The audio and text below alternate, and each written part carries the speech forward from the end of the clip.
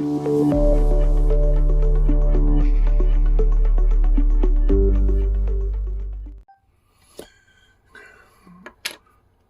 morning, Earthlings.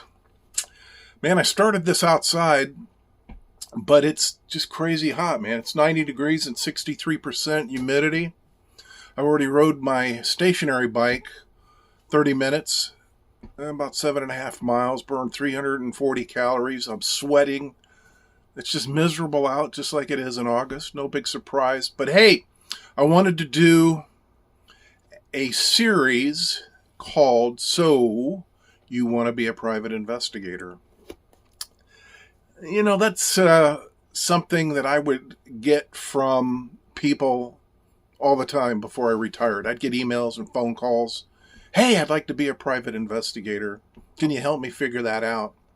And I would try to spend my time with everyone, one way or another, answering emails or phone calls. Even though as a professional I make $100 an hour, or made $100 an hour, I guess it didn't dawn on these people that the time that they were asking me to spend with them was time that I could be spent doing my job. Whatever.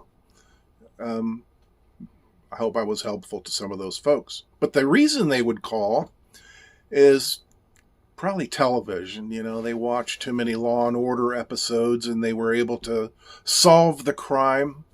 And so they thought they might have the tools to be a good private investigator. It's not reality.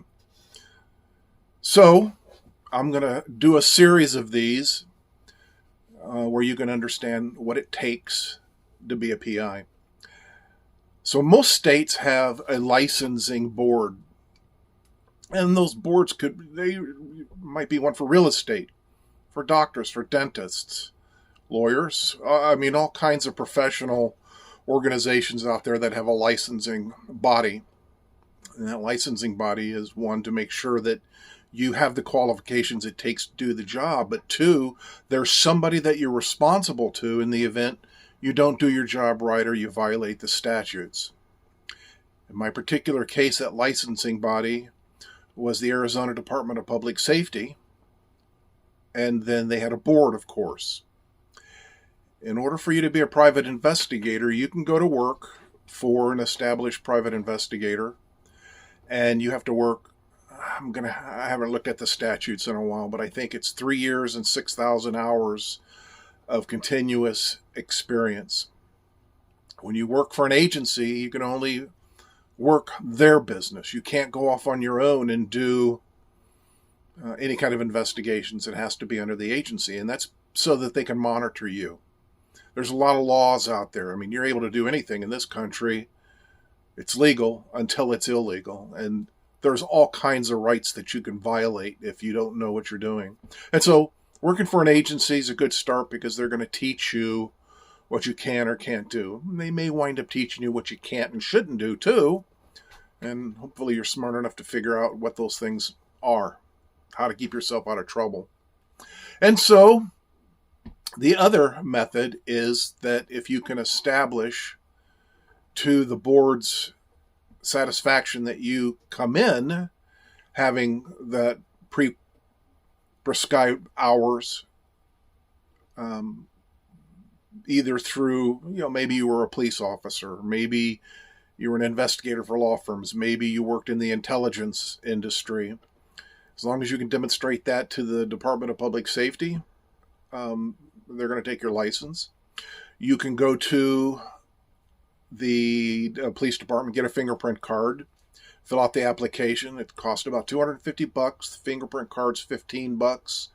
Processing fees about $35. So for $300, you can submit your application to DPS. They're going to process your fingerprints through the FBI to make sure you don't have any felonies, misdemeanors of violence, any warrants for your arrest, that sort of thing. It's a pretty quick process. It comes back relatively quickly, and then when you get it, you're able to go out there and do business. I wish it were that easy. In any case, that's the fundamentals for almost every single state. Some states don't have a licensing law I think it's Idaho and Alabama. That may have changed. I don't have a reason to know anymore. Now, Arizona and most states that I know of do not have a continuing education policy, meaning that when you get licensed, every year or 2 years, you have to take some kind of course to make sure that you're competent at your job. I chose to take some courses. I don't even remember all of them. I know the one that was very valuable to me was interviewing techniques. That was a great one. There are organizations that you can join, professional organizations, that in theory you're going to sit with your peers and they're going to help you to figure out how to do your job better, or maybe assist you. And in fact, if you get in trouble with with your licensing, they may wind up assigning one of those peers to help you not get in trouble. It's never happened to me, so I don't have that experience. You're going to find that there are all kinds of private investigators. Some are good, some are not so good. Some of them are retired law enforcement who never grasp technology, and that's the world that we live in. Most of my work was behind the computer screen. Before I'd even hit the street, I would do all my research on the computer. Everything comes out of the computer, and then it's boots on the ground. A lot of the old gogs never learn how to do that, and they're old and they're tired and they really don't want to put in the time. Some private investigators are really good, some are not so good. Some are very conscientious about providing a good work product, and that's important because we don't deliver the American family sweepstakes check. People are in trouble. They're in trouble legally. Maybe there's some infidelity. I did a lot of fraud investigations, mortgage fraud, workman's compensation fraud. I investigated embezzlements and frauds. I mean, just it goes on and on forever. One of the things I did was join the Association of Certified Fraud Examiners. There's a lot of things you can do to try to make yourself better at what you do, and for me, that was a conscientious decision that the clients were spending $100 an hour. They deserve to get the best quality work product that they could. And the reality is we live in a social world that if you mess something up, even if you don't, they're going to go on the internet and say bad things about you. And in my particular case, I learned early, before a lot of my peers and competitors, how to get to the front page of Google. It's called search engine optimization. I figured it out.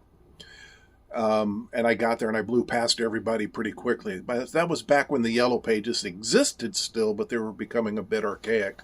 Google and Yahoo and Bing and all those other websites were popping up, and people were starting to use those to get from point A to point B. And so they found me. Thank goodness. Additionally, I had a lot of law firms that hired me, and lawyers don't always stay with a law firm. They're going to go off to another one, so then I'd get another law firm. The average private investigator, according to national studies, might make about $60,000 a year. It's not a lot of money.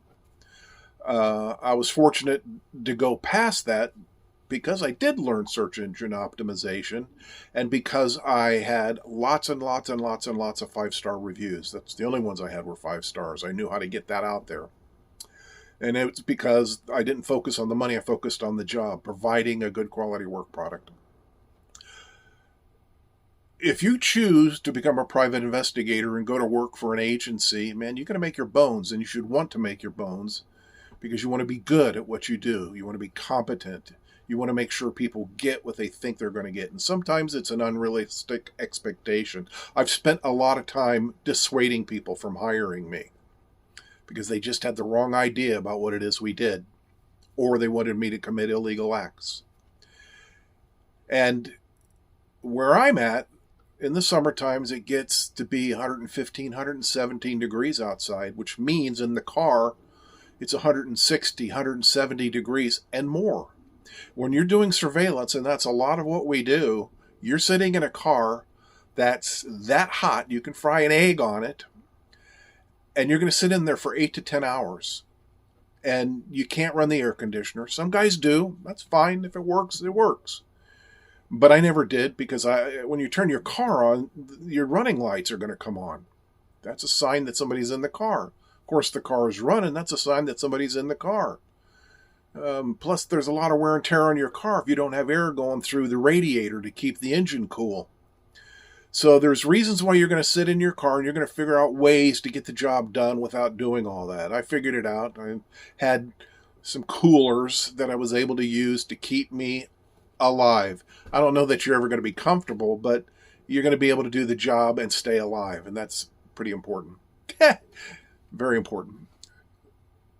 If you're going to go to work for an agency at $15 an hour for 3 years, that's the job you're going to get. You're going to be the one that sits in that car, that van, whatever, and does the surveillance for 8 to 10 hours. And in that 8 to 10 hours, you may get a minute of video time, or none at all. So that's the process of becoming a PI. A lot of people can get it done, but a lot of them just don't really have the skill set to do it. My particular benefit was I had a lot of experience in the legal industry. Lots. And so not only was I able to do the investigative work, I was also cognizant of what it was going to take to make the case. Criminal, civil. I knew about evidence. I mean, there were times that I literally had to go up and interview district attorneys and probation officers and video them. And you know, there's a lot that goes to it. That's for another day. So, again, just to round this out, to be a private investigator, you can go to work for another firm, spend your time honing your skills in that, and then you can go right into opening up your agency, which is what I did. I just demonstrated that I had the experience. So I opened up my own agency right away. I became the qualifying manager of that agency, and it's what I did for a lot of years, man. In some of our subsequent videos that I do, I'm going to talk to you about all kinds of things, and I'll use anecdotal examples of some of the cases that I work to describe clients, terrible things that can happen in the job. You'll probably find them interesting. Yeah, I'm the life of the party. Anyway, hope you enjoyed this. By all means, stay tuned, subscribe if you're not already. Leave comments. I'd like to hear if you find this interesting, and or if you'd like to hear about anything particular to this job. So, great day.